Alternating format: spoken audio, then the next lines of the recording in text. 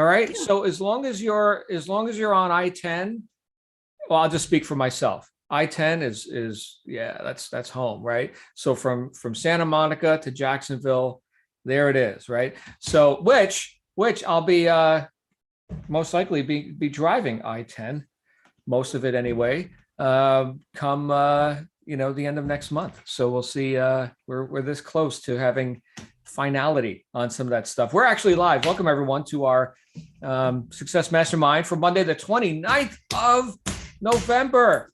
Cyber Monday. Get excited, damn it. Spend your money online. Everybody do it now. Buy more, damn it. Buy more.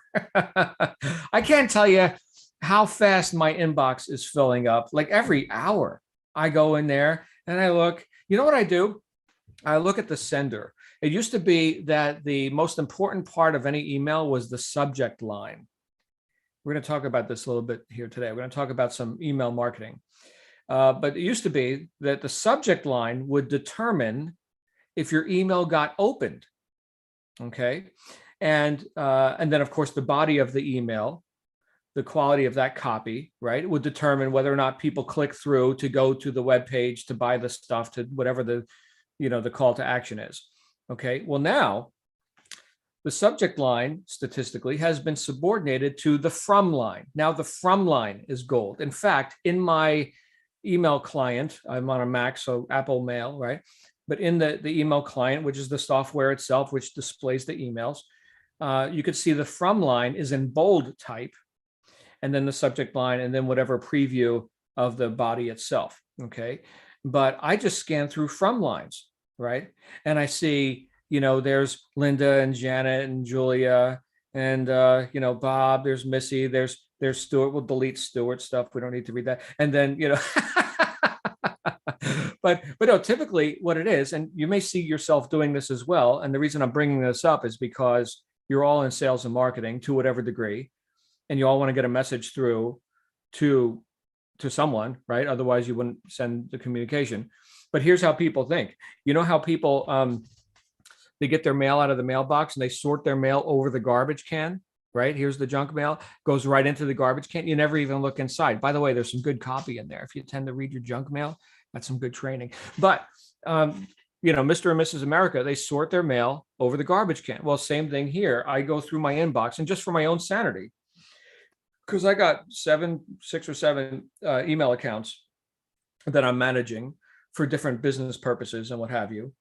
And of course, they're all on ever increasing numbers of lists, right? You go ahead and send one email, or you respond to one thing, or you opt into one thing. Next thing you know, you're on all these different lists. And I've noticed that if I just go through the from lines, if I just look at the whole batch of emails and I go through the from lines, right, and I see, this company, that company, promo is what I see in my mind, and then I see Stuart. Okay, I can just go ahead and select all, unselect Stuart, and now boom, my whole inbox shrinks to just the emails that I know who that's from and that they're actually talking to me and all that. So this would be an argument for discontinuing email marketing, but I will tell you that that's not a good move, because I can attest that even though everyone's inbox looks like that, most people don't have they're not as brutal as I am when it comes to filtering. All right. And a terrible thing happens when you don't advertise, when you don't promote, right? A terrible thing happens. Nothing happens, right? So even if 9/10 of your emails are going to end up immediately into the trash can, that one that gets through, right, to keep people in the conversation, and that's what we're going to be talking about here today, to keep people in the conversation, which is relevant not only to you, but to them, that can pay huge dividends. And I've seen that happen again and again in my business world, right? It's also, of course, for personal relationships and stuff, right? It's, that when you get the email from your brother or something, that's probably going to be relevant communication, and it's keeping that relationship, alive and vital to whatever degree, right? Whereas if you're constantly inundated with things that are not relevant to you, then you're probably going to tune that out. And that's why the from line has become so important. So this is, in case you haven't already noticed, this is another angle of approach to a topic that we've talked about before, which is the idea that more important than what you're doing is who's doing it. What is sent in the email is not as important as who's sending it. It's the same topic, right? It's the same truth. And you can observe this for yourself. All right. Now, me personally, I've been guilty of not sending enough communication, not promoting enough, not sending enough email. I've got I've got a variety of offers, right? Businesses and things that I'm thinking of, like Julia right now. She's got Tuesday puzzles, right? So that's an offer that she could send out. Hey, buy my puzzles, or hey, did you see the new puzzle design, or whatever that communication is. But in between all that, there's a way to keep people engaged in that conversation if they're interested in, that sort of a product, right? Let's say with that particular enterprise, are there things that that could be fun and engaging that would cause people to want that next email from Julia, which may or may not have an offer in it. But this email that they just got, and Julia, I'm just making this up as I go. This email has the puzzle, the easy online puzzle for kids or something, right? And they just give it to the kids and keep them occupied for a few minutes, right? That's, wow, Julia just helped me. I just came up with that. I don't know if that's real. Can you do something like that? I mean, we're talking about puzzles anyway. Here's a free online puzzle for the kids to occupy themselves at Christmas time or something. P.S. 20% off on TuesdayPuzzles.com. Click here, right? So you're gaining agreement, compliance, click through, right?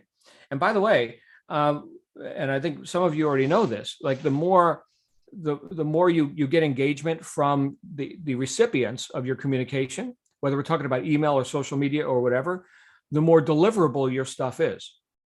All right. Not only does that reveal that more people open and click your stuff, okay, but it also reveals that people actually want your stuff.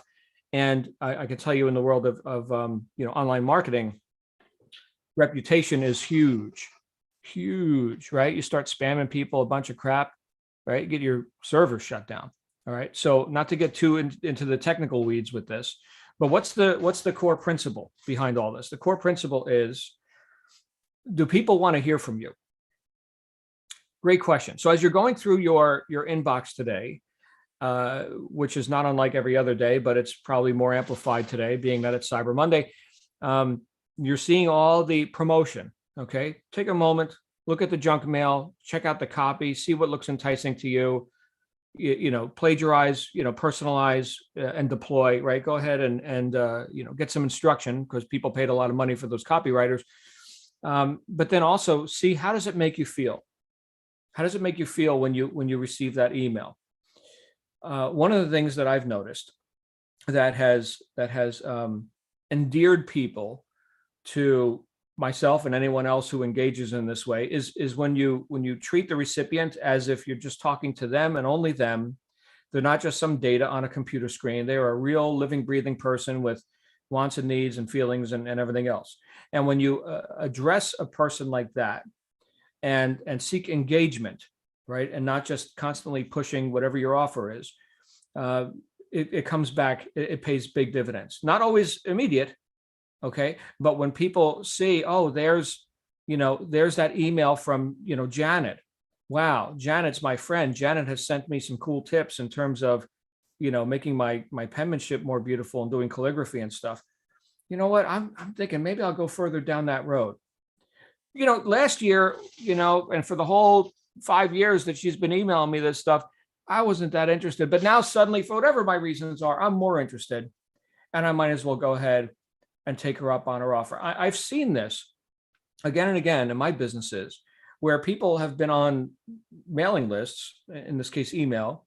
I haven't done a whole lot with direct mail in some time. There's more, investment and risk involved in that. But but email, any bozo can show up and do email marketing. But I've seen people after years of never bought anything. They just stayed subscribed to the list because whatever they received was good enough for them to not unsubscribe or something. Suddenly they showed up and bought everything. And in my world, showing up and buying everything typically means thousands and thousands of dollars. So is it worth it to maintain those communication lines and to maintain that relationship? There's a guy who's made millions and millions of dollars online called, his name is Frank Kern. Some of you may know who I'm talking about. And he started by selling dog training courses and stuff like that. He became like this internet marketing guru, selling basically his own consulting and training programs and all this. And for a while, people would talk about the list is the main asset that you have. Your list, right? So all your subscribers, that's your main asset.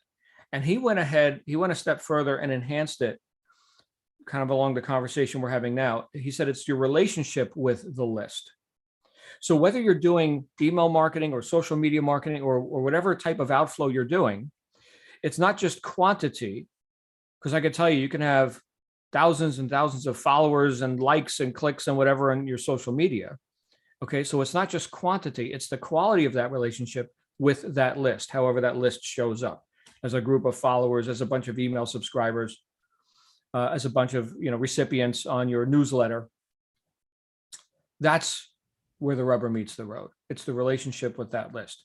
Now, he can say that as someone who has observed and also violated those considerations, right? So here's an example, we could say, of someone who they become perceived as all they ever do is pitch me their stuff. That's all they ever do.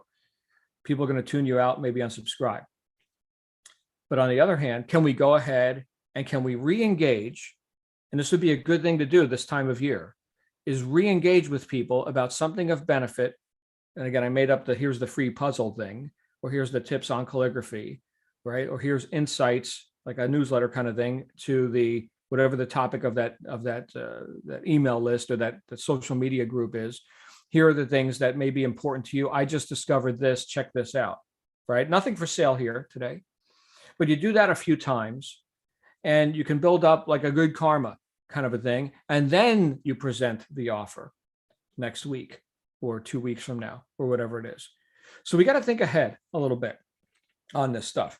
And while this sounds all, very cold and calculated and strategic, it's also, we can use our own self as the barometer. It's also, something we like, right? There's this thing called the golden rule, golden rule, do unto others, right? Okay, great. Well, what do you like to see in your email inbox? What do you like to see on your social media? Assuming you use social media. Some of us do. Great question to ask, right? And now can you go ahead and be that? Right? This is what I like. And then let me go ahead and be that. So then the next question that comes up is, well, what if others don't like it? Well, look, if you're trying to please everyone, you're guaranteed to please no one. If you're vanilla, you're ignored. Okay. So yes, you're going to polarize people. And I've done that recently. I've polarized people, which is fine, right? I'm not going to be all things to all people all the time. If you've had a history of being a so-called people pleaser, this could be a nice departure for you, where you no longer have to, be so damn concerned with what will they think. Well, I'll tell you what those people think, and I can tell you what those people think, and it's totally different. I'm appealing to those people, not those people. In Think and Grow Rich, Napoleon Hill ended the book with his epilogue, The 6 Ghosts of Fear. And the number 2 fear that every person had was fear of criticism. Fear of criticism.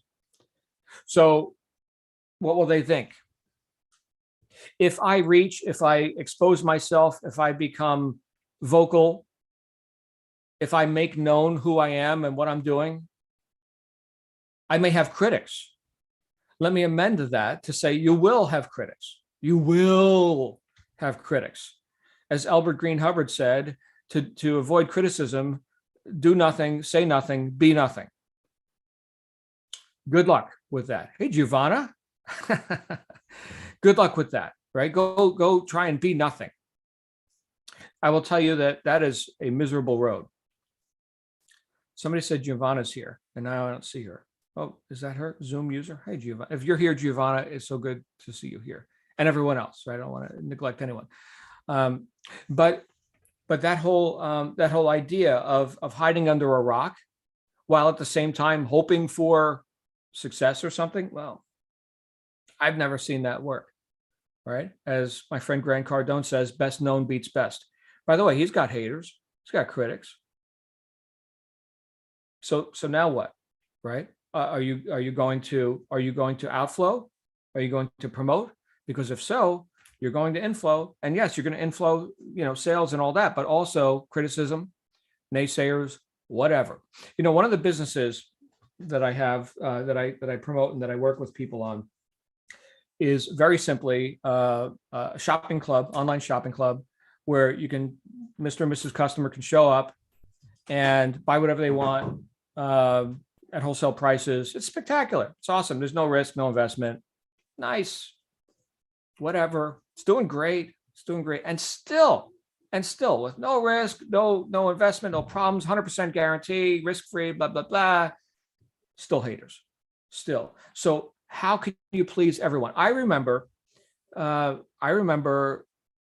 was it may have been Mother Teresa was being bashed online for being a charlatan and a scam artist. So if even she's not immune, well, what hope do we have? Right? I mean, people can find what's right and what's wrong with everything. We've talked about this before, the idea of polarity, right? Two sides to every coin, which has to be, right? You can't have a left without a right and up without a down. That's just law, right? We can call that the law of polarity. Okay, fantastic. So if there's going to be a positive, there's going to also be a negative. So deal with that. I think practicing avoidance of not experiencing the negative to the detriment of the positive, well, now we're hiding under a rock. Why am I saying all this? I'm saying all this because it's relevant and real for me right now, as I'm not only the recipient of a lot of inbound communication, sales promotions, and whatever's in my inbox right now, even though I already emptied it an hour ago.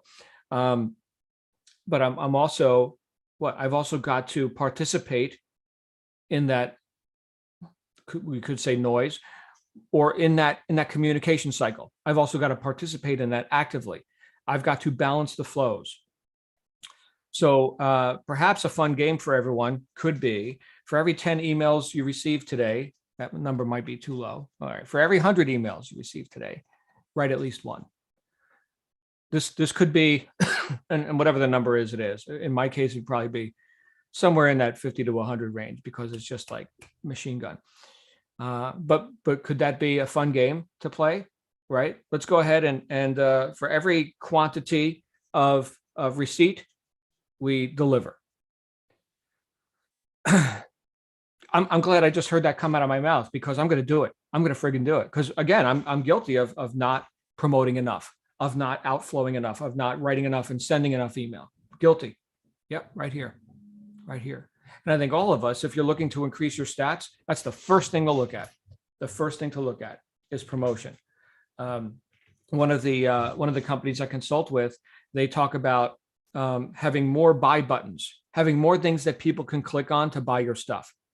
Right? Missy knows about this, right? So here's 1,000 different products you can buy. You're going to click on one of them. Okay. Whereas, here's my 1 or 2 things that you could possibly buy. Well, hopefully your targeting is really good. I can tell you mine isn't, right? There's like marketing firms and people who study this stuff and throw millions of dollars into analytics and demographics and psychographics, trying to target the exact right recipient of that message. Man, that's a tough game. So again, I'm not saying to be vanilla, right? Or to just cast your nets into the water and catch whatever you catch. Okay.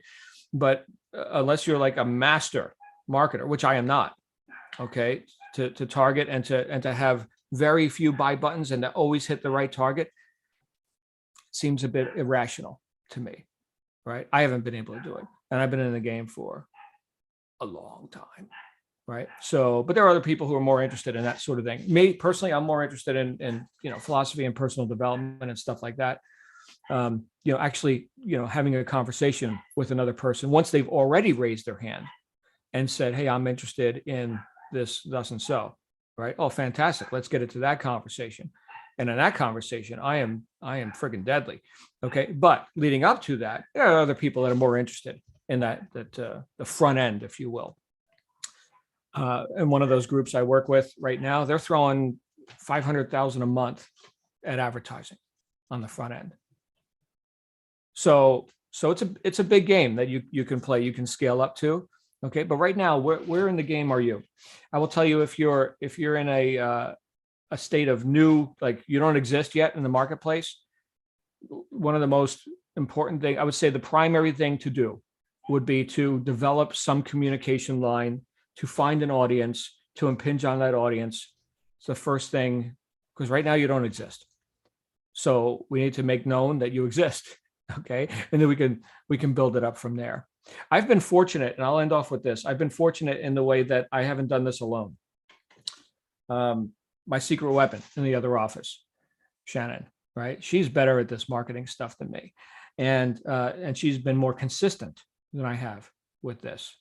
And so for those of you who are, some of you have been exposed to her CEO Freedom stuff, that's more high end, but even the entry level stuff like List Cure, right? Talking about building a list and creating followers and notoriety and existing in the marketplace, right? So stuff like that. I think she sells that for $50. Great, right?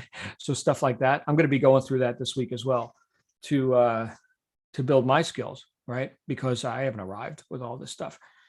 but look at what can you do? What can you learn? I mentioned Frank Kern before. He's a guy I learned from. What can you do to engage in this most vital action? If you're intending to be somebody in the marketplace, the most vital action is to create communication lines and to build relationships with that ever expanding list or group, so that when you do show up at the right time with the right offer in their inbox, they delete all the other stuff and they click on yours. That's how that happens. Anyway, I love you guys. I hope you got something out of this. This was all very spontaneous, and it was just coming up for me because just before I jumped on here, I was like, how did my inbox get filled again? How did that happen? That's how it happened. You guys have any thoughts on this? Or in addition to your thoughts, do you have something you'd like to promote? Because 'tis the season and I got to write some emails and I might as well link some people to your stuff. I sent out some promo. I don't know if you got any traction on that, Stuart. I sent out some promo. Yeah, you sold something. That's good.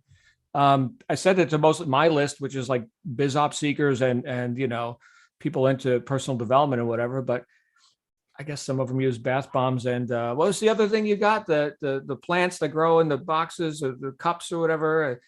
Yeah, man. Go buy. Yeah, there you go. Do it. Buy that stuff. That's good stuff. Julia, what do you think? Julia, come on out here, my friend.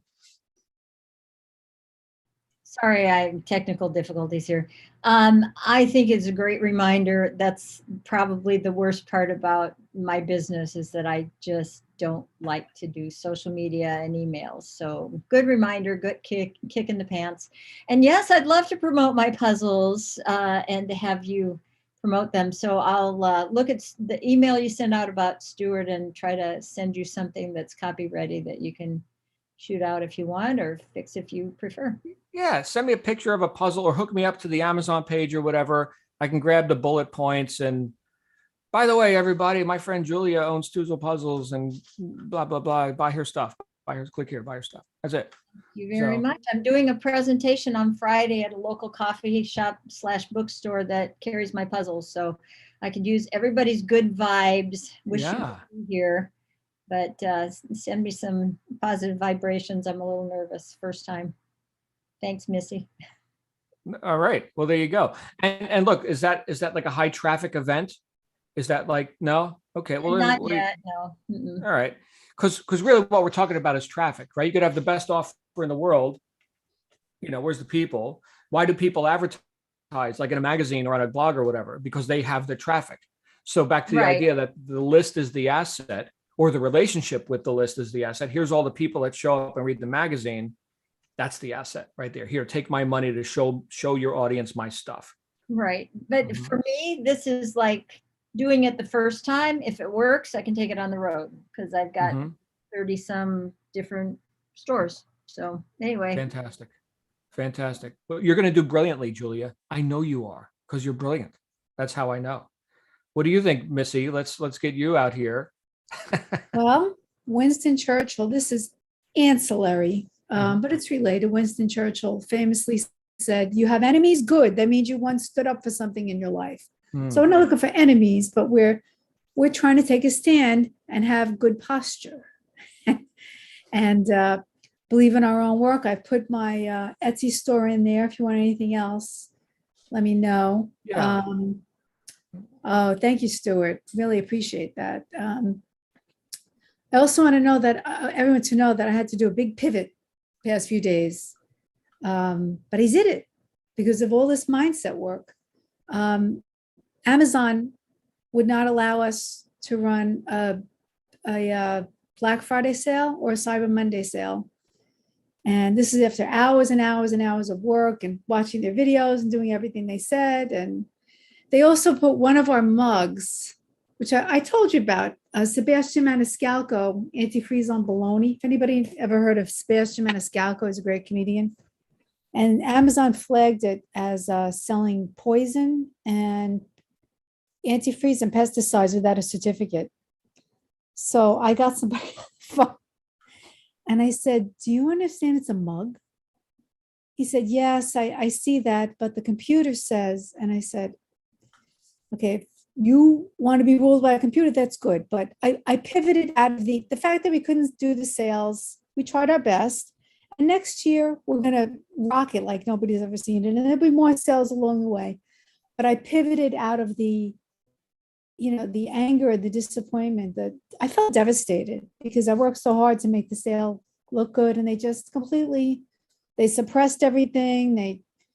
It is a jungle. I'm not good at it. But the main thing is I pivoted up here and moved on to what else I have to do. And I'm not going to worry about that anymore. So that's because of this group and the other group that I'm in and all the people who are so positive here. And I want to thank you all. So Thank you, Missy. Great luck to everybody. You don't need luck. You're working hard. You're making the formless substance grow your business. So Yeah. thanks for everybody's input on everything all the time. Thank you. Yeah, we don't wish each other good luck around here. It's like giving them the finger. But you you had an experience with it sounds like an authoritarian algorithm, and the person who, hey, I just work here, I'm doing what the computer says, right? They couldn't think, right? That's a tough spot to be in, right? Like, it's not even rational. Like, we're not literally telling people to ingest, antifreeze, glycol and whatever.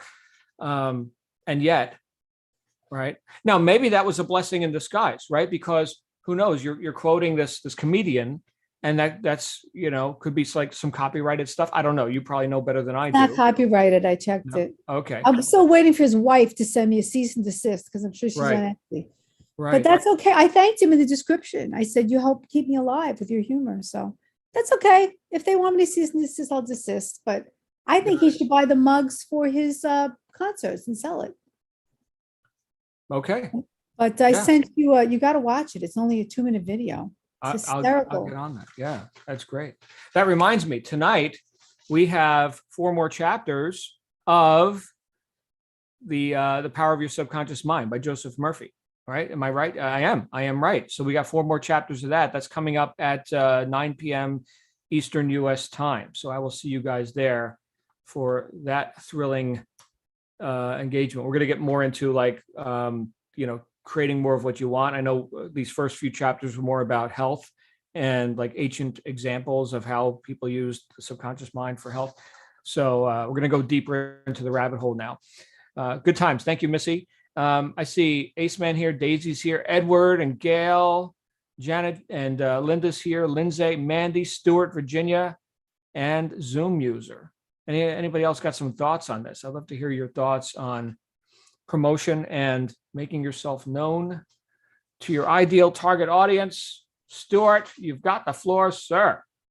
All right. A couple things. Wow. First of all, thanks for sending out that email. That was super kind of you. And yeah, we did make some sales as a result. Our Amazon stats are just going through the roof right now. We can't stay in stock. Yeah, we've kind of rekindled our whole Amazon business, bath bomb business. And do you need me to drive out there and start pressing bath bombs with you and your wife? No? Yeah, buddy. Bring your daughter. We'll put her to work. Yeah. For sure. That's awesome, man. Yeah, thank you for that. And I'll encourage anybody to do the same. Send John links to your Etsy store, Amazon store, send some good copy. Yeah, I was really impressed with how that turned out, and it made me want to buy my own shit. So there you go, man. Well done. Mm-hmm. Oh my God, Missy, Sebastian Maniscalco. I just watched one of his specials last night. It was an older one. My favorite bit is like when the company comes and like, you know, in the old days, you would like run to the door, like, oh, the company's here and get the Sanka and, you know, and the Entenmann's and and now like, you know, the telephone rings and you like, you hide, or the doorbell rings and everybody hides and like, oh, don't let him see you or whatever. It's hilarious. John, about email marketing, for sure. This is really pertinent for me in a lot of ways. Re-engaging with our list, right? As you know, we have a pretty substantial email list, which I have not engaged with in over a year, and have been really thinking about sending out, a bulk email to everybody just to reconnect, a little newsletter. Hey, how's it going? Here we are. This is what's going on with us and the llamas, and we're restarting operations and all that. Historically, we have done an annual fundraising raffle around this time of year, and we didn't do it last year, just COVID and personal health issues and things like that. And so, yeah, thinking about not wanting to just hit people up with a, hey, donate to this cause or whatever, wanting to like re-engage on a personal level and not just, make a pitch kind of thing. So I appreciate what you're saying about that. I also appreciate what you're saying about like read the marketing emails that come in, because I have been doing this. I recently signed up for a beta testing program for an outdoor gear company. And so I've taken them up on some of their offers. All I got to do is pay for shipping for certain things. I got like an emergency space blanket, sleeping bag kind of thing, and all I got to do is pay whatever, a few bucks for shipping. So it's pretty cool. But they send me a lot of stuff.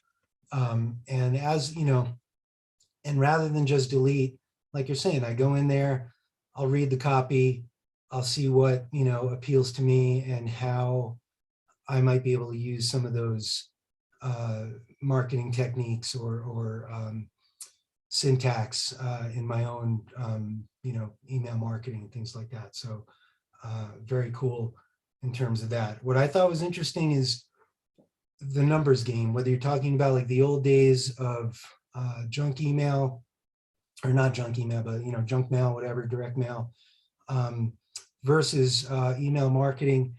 And I think it's like, you're in terms of conversion rates, and you probably know more about this than I do, but I think it's like a good number is like a 3 to 5% conversion rate. I think it's higher for like click-throughs, but then the number of people that actually might buy something, 2, 3, 4, 5% is kind of good. So like the concept of like, yeah, you send stuff out, people are going to delete it, but maybe that one time that you have that special offer or the thing that they want or whatever it is, that it's going to turn into sales. So good stuff. Yeah. And great things to just see where we fit in with all that, because I can tell you, I celebrate, well, based on the context and the list and all that, a 20% open rate. I'm like, yeah, that is good. Not only good for my reputation in terms of the email servers, that's good deliverability. But then, looking at the other metric, which would be the click-through rate. So yeah, 20% of the people opened it. What percent clicked, right? Which is the most important number, right? Oh, 2% clicked. And of those people, how many buy, and then, on and on it goes. But that's why there's got to be volume, as demonstrated. Look, if people didn't succeed with promoting into your inbox, then there'd be nothing in your inbox. If, in other words, if the ads didn't work, they wouldn't keep running the ads. So anyway, thank you, Stuart. So glad you're here, my friend. Speaking of ads, my wife just listed a couple of things on Facebook Marketplace, and that fast we got buyers. Wow, people are buying everything. So we're gonna go. I'm gonna go like unload. I'm gonna lighten the load. How's that sound? Lighten the load. Great news, everybody. Christmas is here. Holiday shopping season. Come buy my stuff. That's awesome to put under your tree. Any other thoughts on this today? All right. Any other thoughts? No, we're good. We're good to go. Well, I love you guys. I'm going to be back here with you all tonight. And our friend Adrian is in the UK right now, freezing his ass off. So send him some love. And I'll be here with you again tomorrow for general session as he is traveling. So anyway, let's go ahead and wrap up with that. Anything I can do for any of you, let me know. I did get your Etsy store, Missy, so I'll go ahead and promote that. And then anybody wants to send me a link or, description, some pictures or whatever for your, whatever you've got, Christmas gift type products, right? That would be good stuff for me to send out as an aside, to any subscribers that I have. So anyway, guys, have a great day. We'll see you back here again tonight. All right. Bye for now.